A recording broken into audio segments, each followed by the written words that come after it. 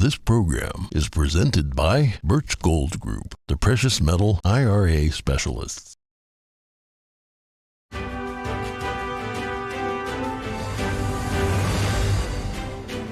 Good morning. In today's headlines, the Kansas City Chiefs win Super Bowl 57. Patrick Mahomes threw 2 touchdown passes in the fourth quarter and scrambled 26 yards on the go-ahead drive. But the game was still tied with 8 seconds left. A fourth object shot down by the U.S. over the weekend. It's the third in 3 days. Meanwhile, 6 firms are sanctioned for their roles in the Chinese regime's surveillance programs. More rescue miracles in Turkey. Search teams find people alive after more than 150 hours, and a government investigation is launched into over 130 contractors of poor construction of buildings. If you have a child at home, have you ever wondered what they could be doing on their phones or when you lend them your iPad? We speak to an educator on how to keep kids safe online. And a photographer is making his dream of aerobatic flight come true, but to do it, he had to build his own aircraft from scratch.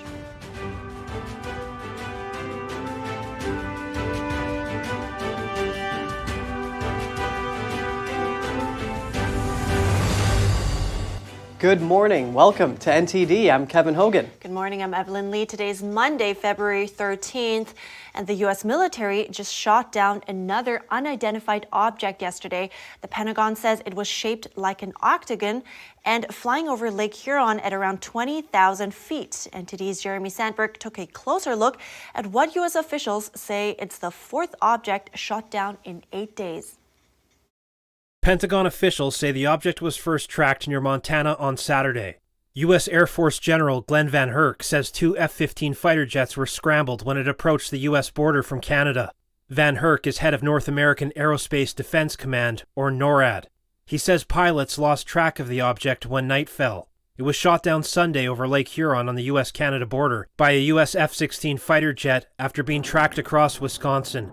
Van Herk says it's likely to have fallen into Canadian waters and that recovery efforts are underway. He says the military has not been able to identify what the 3 most recent objects are, how they stay aloft, or where they are coming from, and that they are calling them objects, not balloons, for a reason. On Saturday, an American F-22 Raptor intercepted an unidentified object that Canada's defense minister described as cylindrical in nature. With further analysis, we will know more and be able to provide you with more details. It was shot down over Canada's central Yukon territory at an altitude of around 40,000 feet. Both President Biden and Canadian Prime Minister Justin Trudeau ordered the move. An unidentified object entered unlawfully Canadian airspace. It represented a reasonable threat to civilian aircraft. Just 1 day earlier, an American F-22 took down an unidentified object near Deadhorse, Alaska. Some pilots reportedly said Friday's object interfered with their sensors. A defense official that spoke on the condition of anonymity said the military has not seen any evidence of the objects being extraterrestrial. Military officials say the mystery objects shot down Friday and Saturday were significantly smaller than the Chinese spy balloon recently brought down off the coast of South Carolina. Jeremy Sandberg, NTD News. Now, U.S. officials are still trying to determine if China is responsible for the object. North American security forces are on high alert for airborne threats since the downing of the Chinese spy balloon. And officials say the 3 most recent objects are not consistent with the fleet of Chinese surveillance balloons that have targeted more than 40 countries. And in response to China's spying efforts, the U.S. has blacklisted 6 Chinese firms. It found the entities to be aiding Beijing's surveillance balloon programs. NTD's Jeremy Sandberg has more on the measure that will restrict the companies from getting U.S. technology. The Commerce Department has identified 5 companies and a research institute involved in supporting China's military aerospace programs. Aerospace programs that include airships, balloons, and related materials and components. U.S. companies will not be allowed to sell products and technologies to the firms without government permission. Deputy Secretary of Commerce Don Graves cited national security and says the Commerce Department will not hesitate to continue to use the entity list and other regulatory and enforcement tools to protect U.S. sovereignty. He described the entity list as a powerful tool for identifying and cutting off actors seeking to use their access to global markets to do harm. The Commerce Department statement declares that inclusion on the export blacklist sends a clear message to companies, governments, and other global stakeholders that the entities on the list present a threat to national security. One of the firms signed a contract with state-owned Beihang University in 2015 and dedicated over $70 million to making near-space airships. It was praised as a classic example of deep civil-military fusion at the time. The partnership yielded the country's first military-civilian stratospheric airship that year. The high-altitude balloon intruding into U.S. airspace and traversing across the country for a week has ignited a renewed focus in Washington on the threat that the Chinese regime poses to the U.S. and its allies. Jeremy Sandberg, NTD News. The Philippine military is accusing China's Coast Guard of using a laser in an attempt to disrupt a resupply mission to troops in the South China Sea. It added China should restrain its forces and not commit any provocative act. According to the Philippine Coast Guard, its vessel was interrupted during a Navy mission last Monday. It was delivering food and supplies to troops in the disputed waterway. They say a Chinese Coast Guard ship directed a military-grade laser at the ship that temporarily blinded its crew at the bridge. The incident took place at the Second Thomas Shoal, located just over 100 nautical miles off the Philippine province of Palawan. China has previously been accused of using lasers in the region. India has outlined plans to more than triple its annual defense exports. Speaking at an Aero India Air Show, Prime Minister Narendra Modi set out to increase exports to $5 billion over the next 2 years. The country is looking to sign defense deals worth $9 billion at the biennial 5-day event, its biggest ever. India has been one of the world's largest importers of defense equipment for decades, but has fallen short in the global arms export market. And an old World War II bomb found in Britain unexpectedly exploded on Friday. It happened as experts were trying to safely dispose of it. Norfolk police confirmed no one was hurt in the blast. The bomb was discovered during dredging work in the River Yare earlier last week. Police cordoned off a large area, and local residents were advised to leave. An army disposal team planned to cut into the bomb to set up a controlled explosion and then move the rest out to the sea for another controlled detonation. The bomb exploded during slow burnout work to disarm the explosives. It's been a week since the devastating earthquake in Turkey and Syria, and rescue teams are still finding survivors under the rubble. The death toll is now over 30,000. Turkey has launched an investigation into contractors believed to be responsible for the collapse of buildings in the country.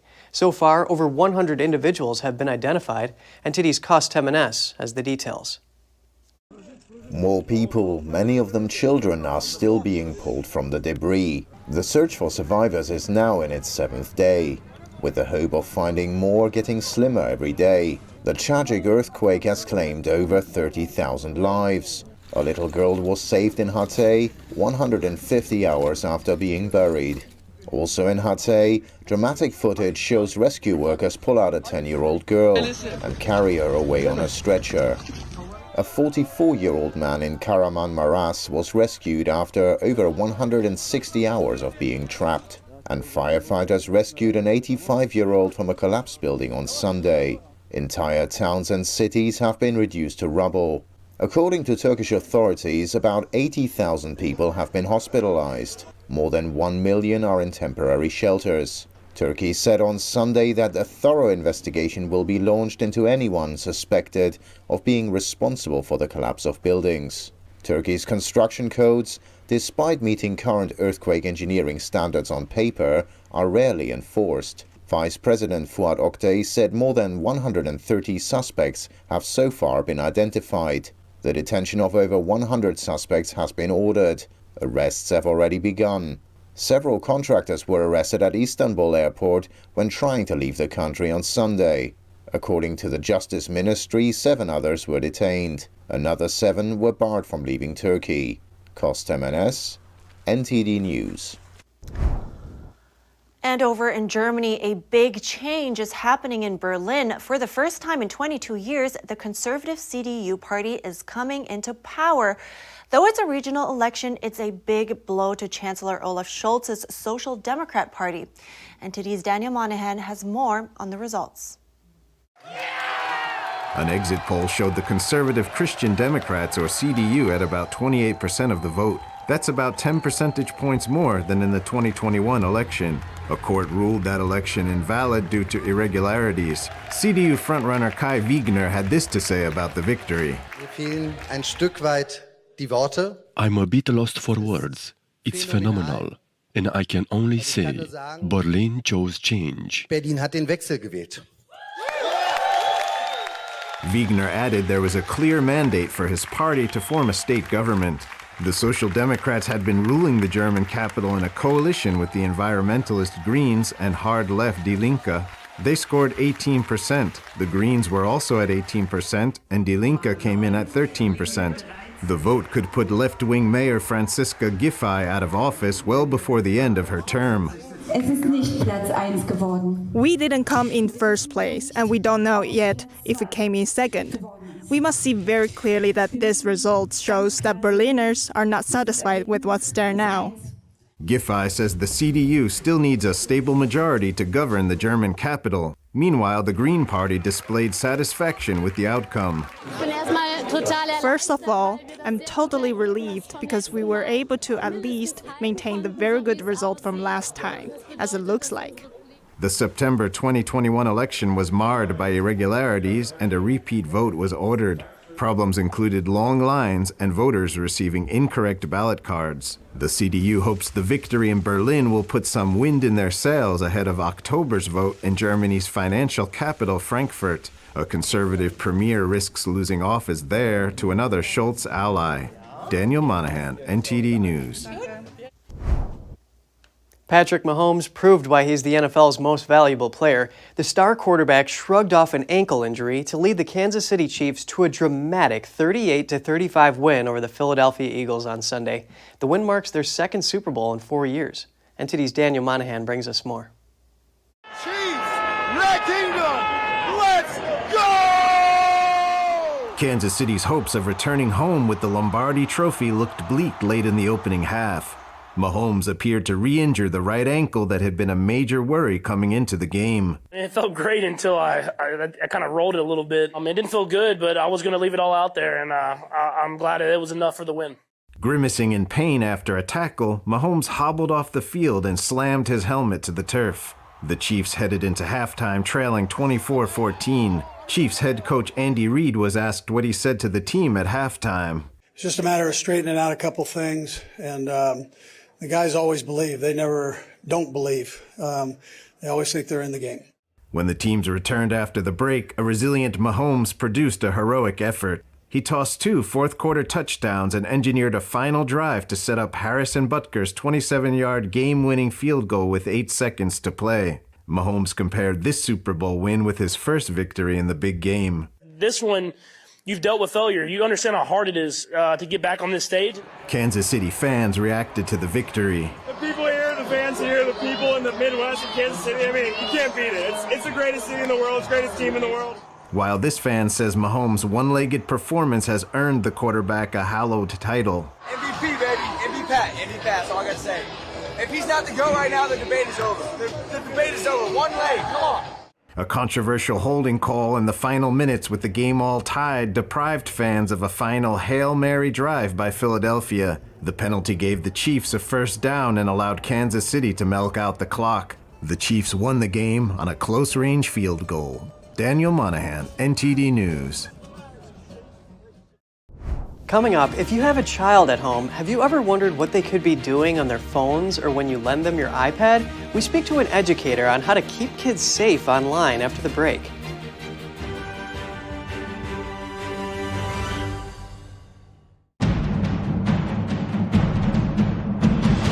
A performance that truly matters for each and every one of us.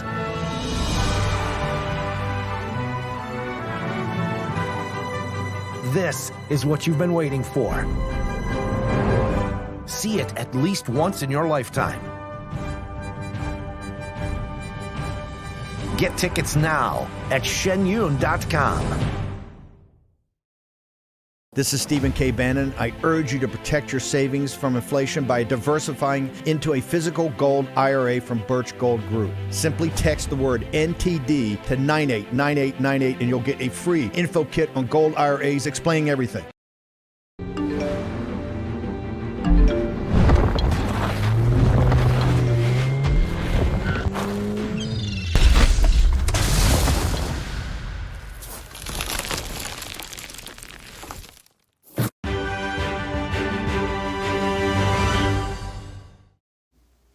Welcome back. If you have a child at home, have you ever wondered what they could be doing on their phones or when you lend them your iPad? Kimberly King became a sexual abuse prevention educator after an incident with her son, and she says data from 2020 suggests there were 18 million explicit images shared between predators, and over 70% of kids accidentally encounter explicit images online. She's now working with schools, parents, and camps all around the country, and she told me how to keep kids safe online. Joining me now is Kimberly King. She works in sexual abuse prevention and is also an award-winning children's book author. Good morning, Kimberly. Good morning. Thank you so much for having me. I'm excited to have you because nowadays we all know there is a lot of screen time with kids. So can you tell me a little bit more about on how technology could make children vulnerable to sexual predators? Sure, absolutely. It's a really critical time to talk about this because as we're coming out of the pandemic, kids have been just online all the time. So children are on iPads, even under the age of 4, and then we have tweens who are on cell phones constantly. And predators know where kids are. They hang out in the spaces where our kids play online, and they start a process called online grooming. And this can happen right under parents' noses. When you're sitting on the couch, your child might actively be communicating with somebody that they think is a 13-year-old girl, but is actually a predator in disguise and is starting the slow grooming process. So it's very dangerous, and there are a lot of things that parents can do to protect their children. Right, and let's dive into that a little. How do you protect them in case they do have an iPad or a smartphone? Sure. So, I recommend that parents don't let their children have smartphones until they're at least 13. And if you do let your children have a smartphone or an iPad when they're under 13, you need to be sitting with them, monitoring them, having monitoring apps. But more important than that is teaching your kids about body safety. And you really have to have these tough conversations about the risks. So teaching your children that their body is private and that they should never talk to anybody about those types of topics online. They should never send pictures to anybody or receive pictures. And if there is even an inkling of inappropriate language coming back and forth between two people, they need to talk to their parents right away. And this you develop over time. When you start talking about the body safety, and other tough topics, and you communicate about your emotions, and you develop a sense of trust with your kids that they know that if they make a mistake online, they will come to you. Let's talk about the parental control apps. How do we best make use of those? Do you have any other tips on that? There are 2 ways to really reduce the risk using an app called Bark Technology. That app helps parents identify sexual predators, sexual language, inappropriate content, but also searches phones for keywords like about bullying and self-harm and things like that. And it sends the parents a text and alerts the parents that something is going on. There's all different levels of settings for different ages of kids. And I love that app because it's completely educational. It won't catch everything. Nothing is perfect, but it is a really good app to use. And then another thing I recommend for parents, if you really think you want to have a cell phone involved with your under 16 or under 13-year-old, use something called a Gab phone. So it's GABB, Gab phone. This is a phone designed for this problem. It looks like a smartphone, and no one can tell that it is not a smartphone, but all it does is text and call. And you eliminate group chats, you eliminate apps. It just reduces the risk, but you can still know where your child is. It has GPS locating, and if you need to find out where your child is in an emergency, it's a great tool. And how can you actually sensitize your kids to help them detect those red flags early on? And of course, how do parents detect those red flags as well? So teaching our kids from the beginning that online, we do not want to talk with anybody we do not know personally. That's really important. And then we also don't want to share personal information online, especially our location. There are some apps like Instagram and Snapchat that actually have location features. And Snapchat, when you click it, you can see a map of like pretty much exactly where everyone is. So this is just inherently dangerous. So sharing your information online, you've got to work through that with your kids. What's okay, what's not okay, and focus on the people that you actually know in person, like your friends at school, maybe your friends on your baseball team. Those are the real people that it's okay to interact with supervision. Parents, it's extremely hard to keep track of this as a parent because there are new apps developing every day, and predators online are very tricky. They're master manipulators, and you just have to focus on prevention through talking about it, through educating your family, by reducing the risks. Well, definitely a tough topic to talk about, but so important. So thank you so much, Kimberly King. I appreciate it. You're so welcome. Thank you for bringing this awareness to our parents. And next, a photographer builds an airplane from scratch due to his love for flying aerobatics with no prior knowledge of aircraft construction. We take a look at the process and how his dedication made his dream come true. And it's not too late to look for a Valentine's Day gift. The Island of Love is on sale, but it might cost you a fortune. Stay tuned to find out more.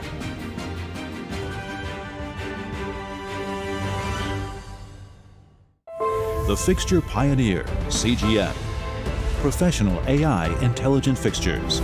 All-round integration of 4 systems. High precision, high durability, high quality. 2-micrometer repetition accuracy. More than 80 patent certificates. ISO 9001 approved. Precision clamping to meet your every need. CGM has it all. Pride of Taiwan. CGM. Hi, I'm Smokey Bear, and I made an assistant to help you out, because only you can prevent wildfires. Hey, Assistant Smokey Bear, call me Papa Bear, because I'm grilling up dinner. Do you get it? Yes, good job. So, what should I do with all these coals? Don't just toss them out. Put them in a metal container because those embers can start a wildfire. I understand. The stakes are high. Ha ha ha ha. See, Smokey thinks I'm funny.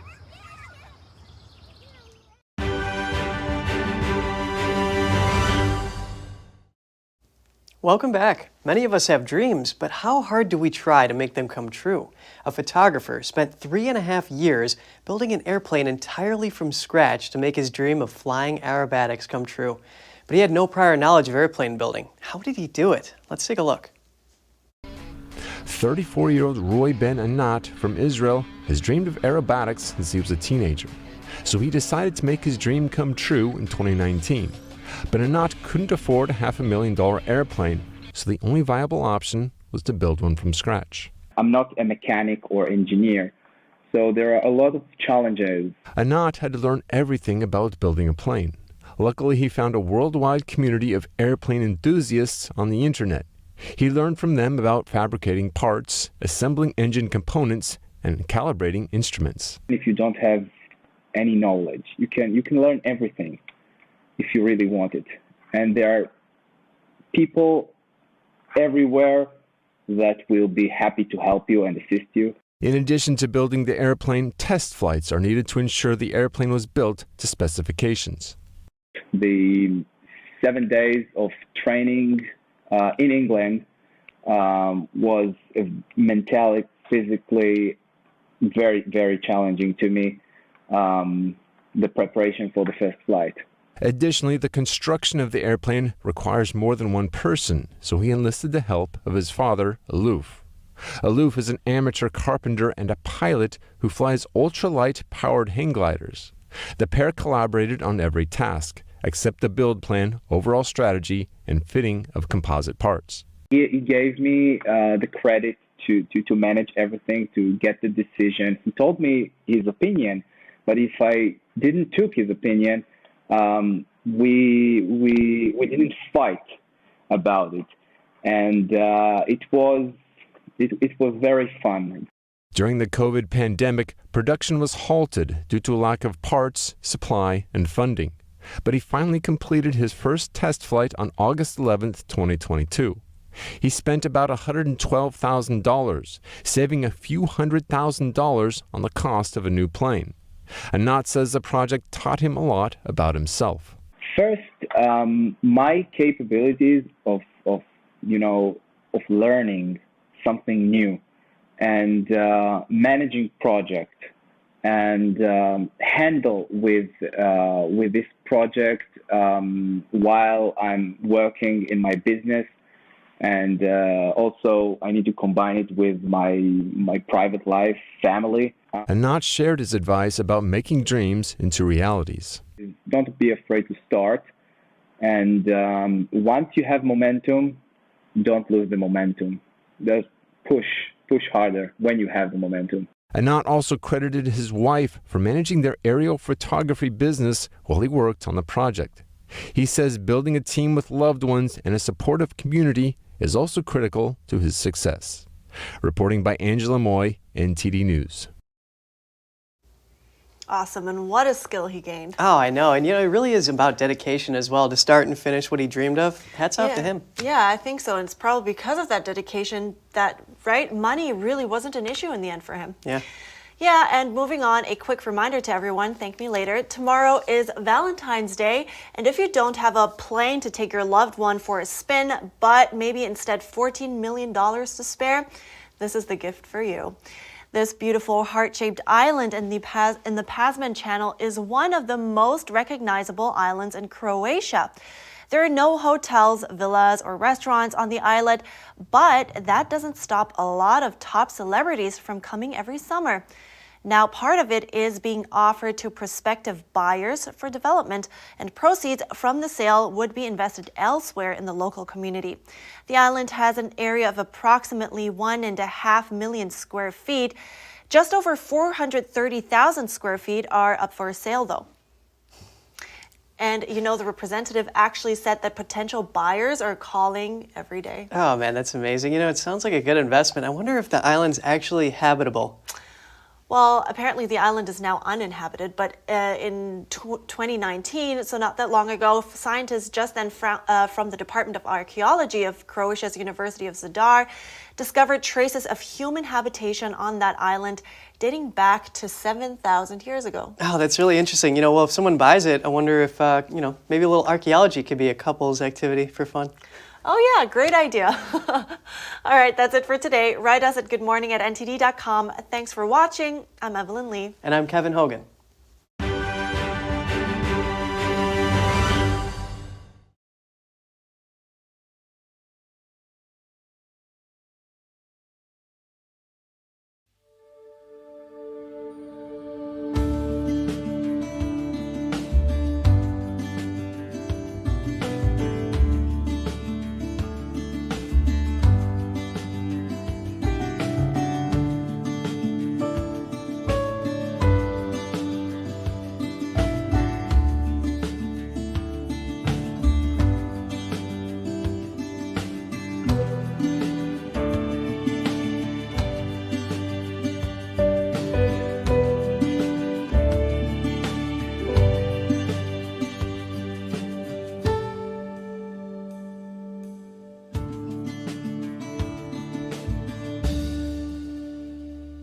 Thanks for watching us on YouTube. Did you know YouTube only keeps selective videos on its platform? So if you want to make sure you get the full picture, just subscribe to our newsletter. Go to newsletter.ntd.com and sign up. It's free.